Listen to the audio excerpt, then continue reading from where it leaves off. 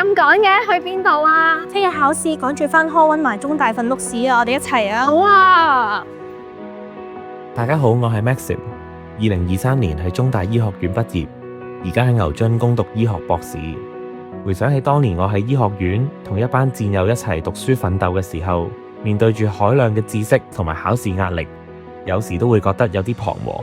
於是我好似師姐 Maggie 一樣，整理自己嘅筆記，將複雜嘅內容濃縮成一頁頁清晰嘅要點。真係冇諗過呢份 Maxim Notes 後來竟然成為好多師弟妹考試之前嘅雞精。其實我都唔係第一個寫筆記㗎，就好似07班嘅大師兄 Dr. Hazen Chan 嘅 Hazen's Notes 就有好多醫科校友都讀過。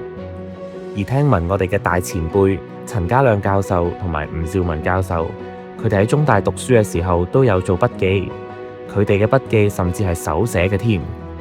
我都係秉承住中大醫學院獨有嘅文化，薪火相傳。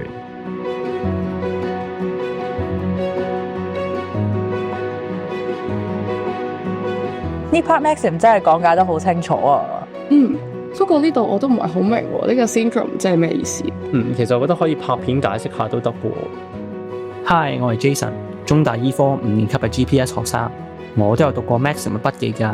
有時候發現一啲比較新嘅概念或者比較難明嘅地方，我呢就中意透過另一種模式，即係透過拍片嚟到呈現，等大家更加容易理解。好多人覺得喺醫學院似係競爭嘅戰場，但係喺中大，我覺得大家更加似係戰友。